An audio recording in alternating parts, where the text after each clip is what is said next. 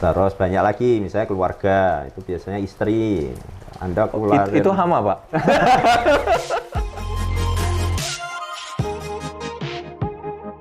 itu kalau kemudian kita kumpulin uang, istri yang ngabisin nanti.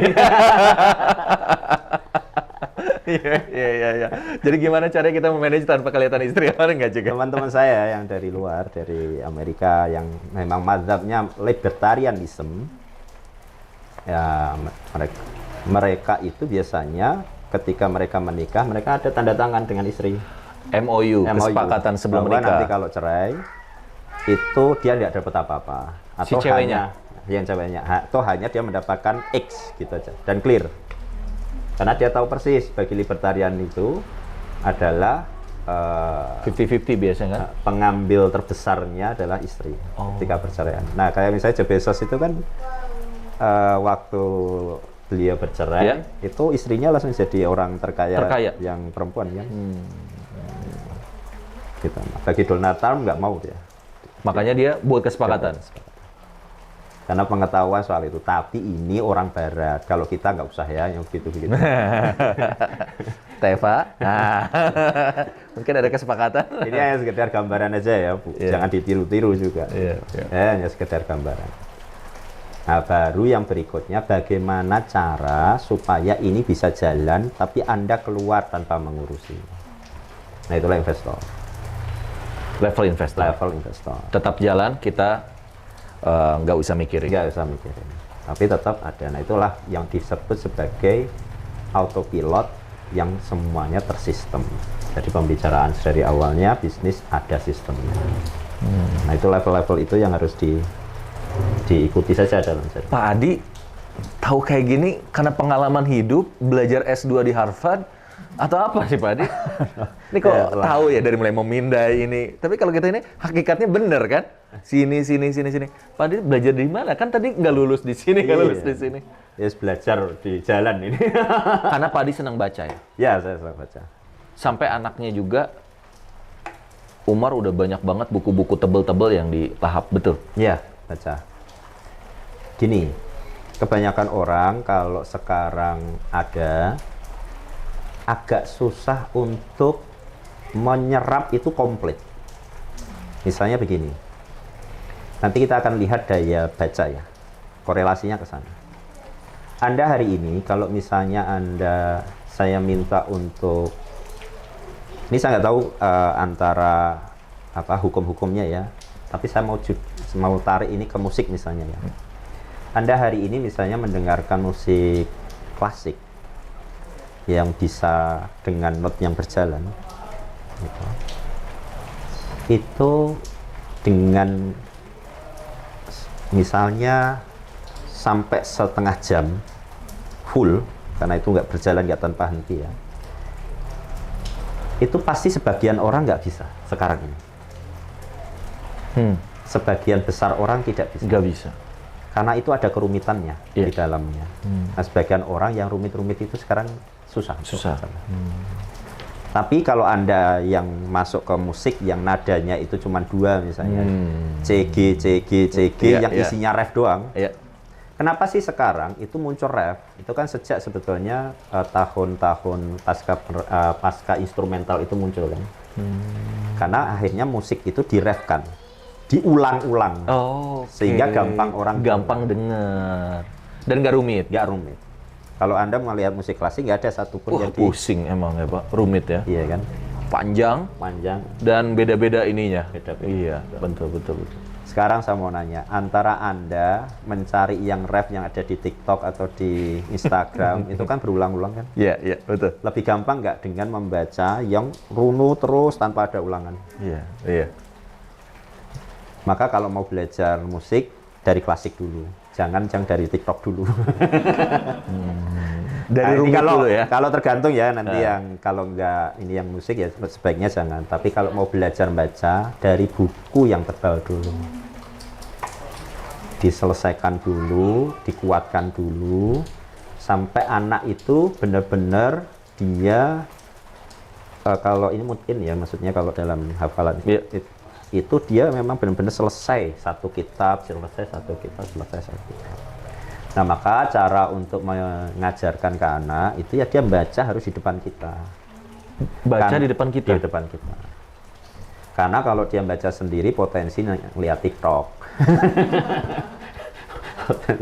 Jadi talaki ya Pak? Iya, Kita harus talaki. dengerin? Betul. Kalau bahasa orang NU sorogan.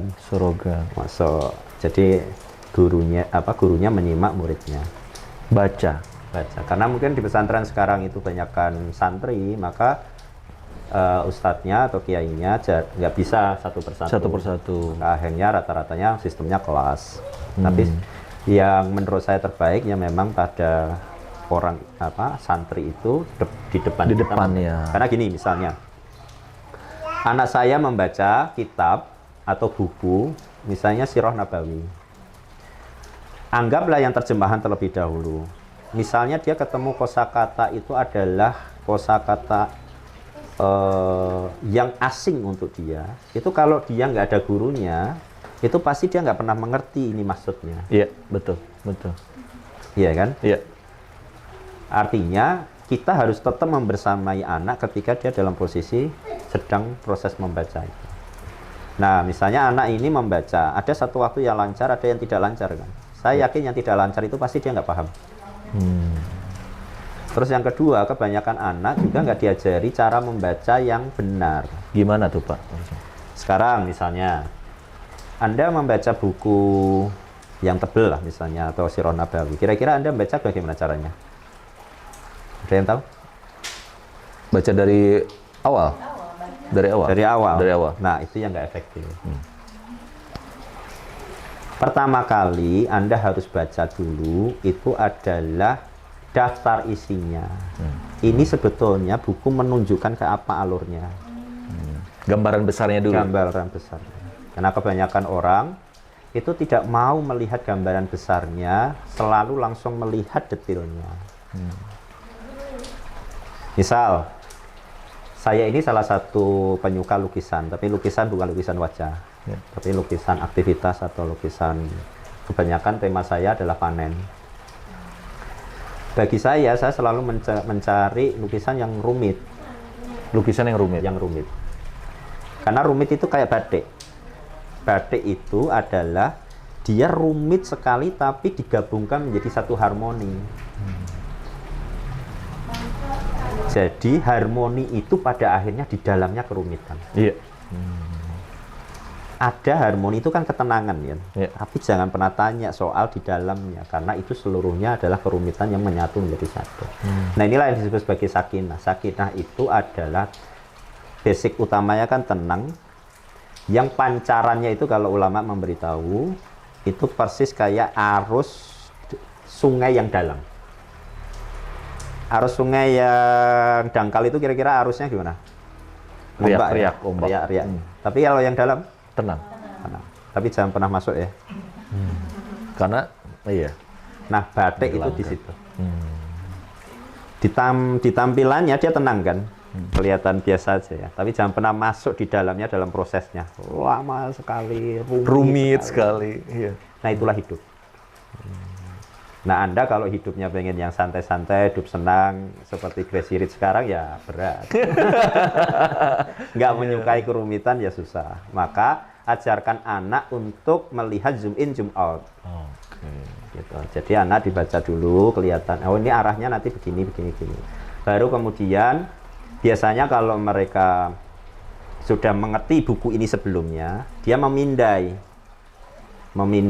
pertama, membaca buku pertama itu dipindai. Oh, ini omongannya sebentar, ini cepat, baca cepat dulu. Habis itu kemudian dilihat di tema yang mau dimasuki. Bukan menariknya, tapi bukan urutannya yang mau dimasuki. Nah, itu inti-intinya ada. Inti-intinya yang didapat itu apa? Karena kebanyakan orang bisa membaca tapi tidak bisa masuk di pikirannya. Iya. Iya kan? Terus yang kedua, orang membaca kenapa dia bisa sering lose atau kehilangan tema yang ketika dia baca. Misalnya gini, saya ngomong seperti ini. Anda ini kan bisa satu waktu pikirannya lagi pergi kemana? Iya, betul. Iya kan? Karena nggak terpaut dengan duduknya di sini, di depan kita. Tapi pikirannya ada di mana-mana. Itu kenapa? Karena Anda membawa pikiran sadar. Pikiran sadar itu pikiran penghayal. Nah, Anda harus masuk dalam pikiran bawah sadar yang benar-benar deep di dalam. Jadi masuk. Itulah memang Anda harus datang dengan betul-betul kosong Sekarang gini, misalnya gini.